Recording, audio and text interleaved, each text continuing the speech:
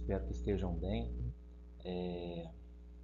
A partir de agora, iniciaremos mais alguns estudos, dos conceitos relacionados ao espaço no nosso segundo PowerPoint e espero que vocês, tenham conseguido assimilar os principais conceitos relacionados à geografia. Logicamente existem outros, mas esses conceitos são conceitos muito caros, são muito importantes, para o geógrafo e para todo aquele cidadão que busca, explorar a geografia de uma forma mais interpretativa e não apenas descritiva. Então vamos lá. Então, queridos alunos, esse senhor que aparece na foto é um geógrafo chinês chamado Yi Fituan. Ele é o criador, do termo topofilia, topos mais filia, a combinação dos termos topos, lugar, mais filia, sentimento. E a topofilia nada mais é do que a valorização do meio onde está inserido o homem. Esse conceito ele está relacionado a um conceito de pertencimento do homem a esse lugar e ele busca, afastar o espírito destrutivo do homem com o ambiente, fazendo com que o planeta, de certa forma, tenha uma situação desconfortável, tanto no seu aspecto social, no seu aspecto ambiental. E a topofilia é um termo que foi cunhado então pelo Yi Fituan e é muito importante também para os estudos da geografia.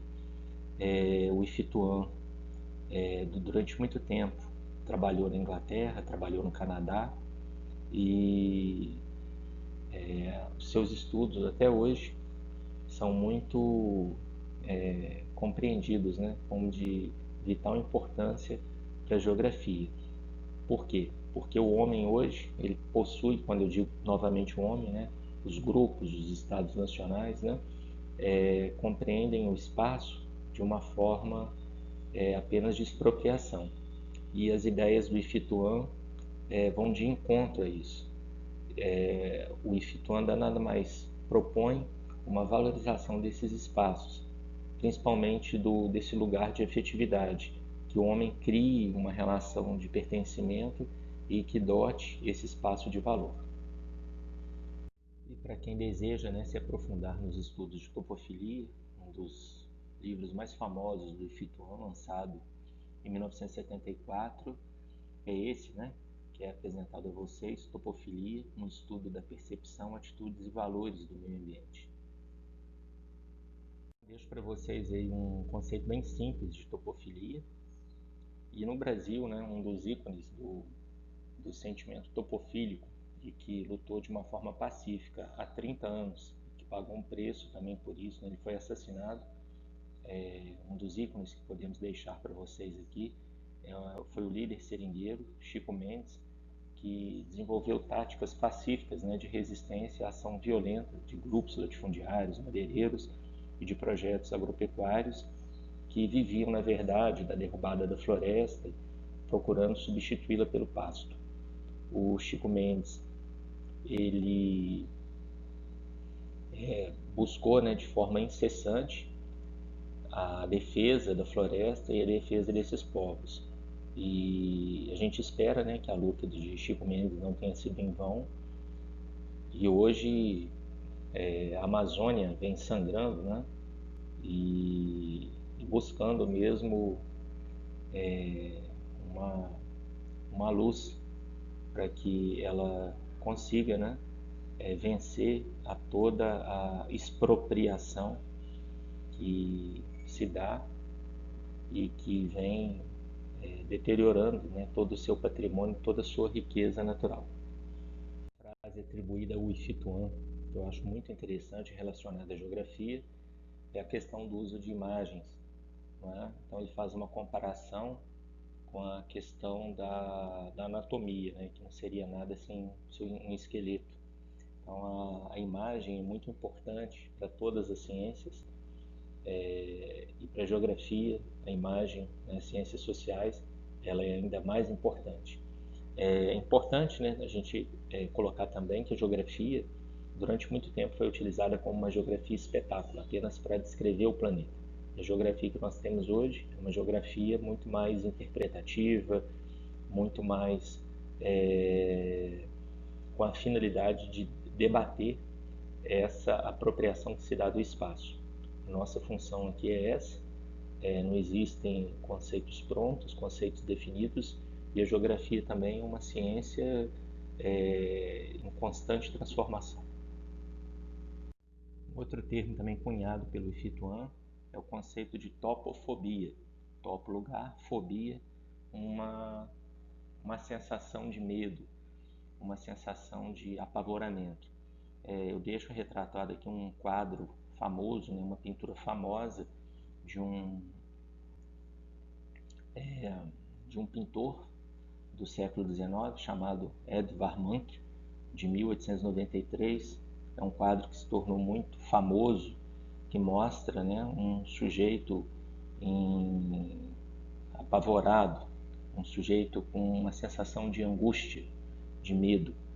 Esse, na verdade, é uma série de quadros super premiados. É um pintor que representa uma linha expressionista, que no Brasil aqui ele foi seguido aqui pelo Cândido Portinari, e na verdade é uma coleção de 4 quadros.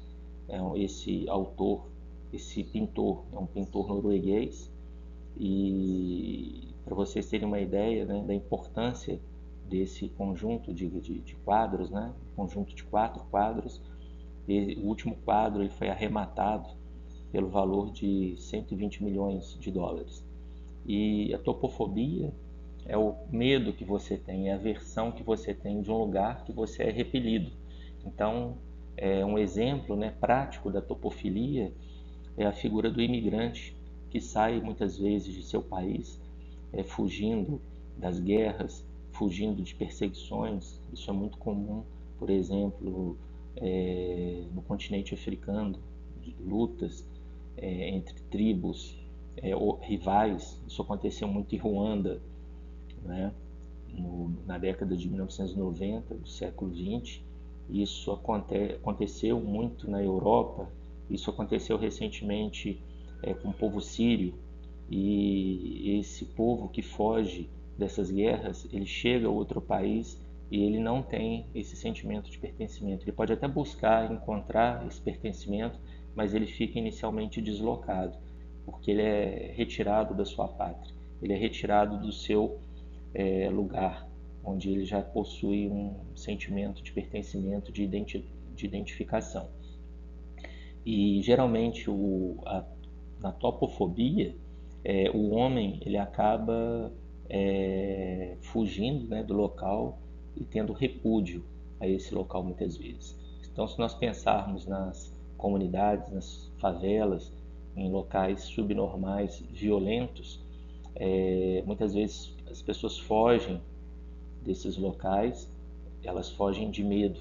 Elas, apesar de se identificarem, de muitas vezes a vida inteira pertencerem àquele espaço, elas vão fugir em virtude mesmo do medo que é imposto, no caso das comunidades violentas, seja pelo tráfico, seja pelas milícias. Deixo para vocês agora um termo também que surgiu na década de 90, precisamente em 1998, um termo cunhado pelo geógrafo Douglas Porteous. Esse geógrafo canadense, ele cria então o termo topocídio. O que seria o topocídio? Seria a destruição deliberada de determinados locais, de determinados ambientes. E seria a destruição mesmo da natureza, da sociedade. Então, essa imagem que eu deixo para vocês é a imagem de Brumadinho, da tragédia ocorrida em janeiro de 2019, com um rompimento na barragem do Córrego do Feijão, que deixou mais de 250 mortos e 11 desaparecidos. E é interessante colocar que, na verdade, sempre o lucro está acima da questão ambiental, porque, especificamente nesse caso, a Vale já sabia dos riscos que corria antes da tragédia. Na verdade, era uma tragédia anunciada, e as consequências, né, do rompimento das barragens no Córrego do Feijão. E isso mostra, inclusive, que os riscos são calculados e que para o capital não há limites. Uma foto que se tornou muito emblemática, né, sobre a tragédia de Brumadinho, que não pode ser esquecida, foi essa foto, né, o resgate de um corpo intacto. E se nós observarmos, não houve só a perda de todo um patrimônio natural, e sim também de um patrimônio social. As pessoas perderam suas casas, as pessoas perderam os seus parentes mais queridos, os amigos, perderam toda a sua identidade. As pessoas hoje não têm mais identidade. Escolas, né? As suas casas, os seus quintais, as suas criações, elas foram totalmente sucumbidas pela lama em Brumadinho.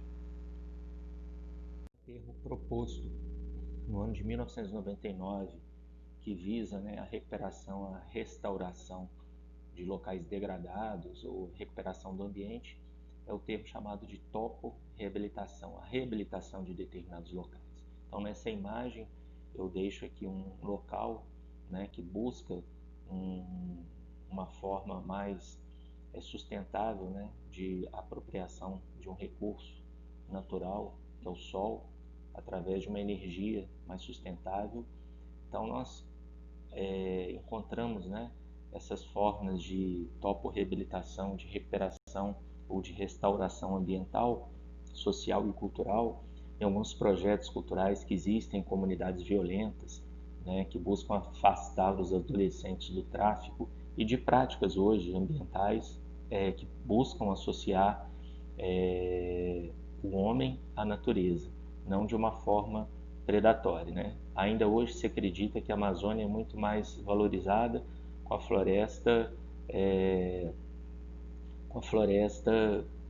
desmatada, e na verdade não é isso. A Amazônia ela tem um potencial, inclusive natural e econômico, com a floresta de pé, com a floresta com todo o seu patrimônio natural. Deixo para vocês aqui uma mensagem, né, de uma ONG chamada Catu, que desenvolve projetos de consumo consciente, projetos muito interessantes, quem se interessar em pesquisar. E hoje, né, as ONGs elas estão no centro de um furacão aqui no Brasil, acusadas, né, muitas vezes de interesses escusos, né, por trás das suas boas intenções, mas da mesma forma que existem ONGs com interesses duvidosos, existem também muitas ONGs sérias que provavelmente não são as causadoras dos incêndios na Amazônia. Isso fica muito a cargo da falta de uma habilidade governamental histórica na Amazônia e também por grupos de madeireiros, por grupos importantes, né, que são representados no Congresso Nacional e que representam interesses econômicos. Um último slide que eu deixo para vocês aqui representa um pouco de poesia, né? E para finalizar, né, a nossa apresentação, eu deixo uma indicação muito interessante de um filme chamado Narradores de Javé, que conta a história, né, de um lugarejo, uma ficção, que seria inundado para abrigar, né, as águas de uma hidroelétrica. E toda aquela comunidade ela perderia a sua identificação, o seu sentimento de pertencimento. E como a maioria da população daquela comunidade é analfabeta e não sabe contar a sua história, e uma forma de preservar o lugarejo é através da história oral ser repassada por uma história escrita, na comunidade há uma pessoa que trabalha nos Correios que ela seria então a responsável por colocar no papel essas histórias, né? Essas histórias da comunidade. Então é um filme muito interessante, que mostra, mesmo muito engraçado, né?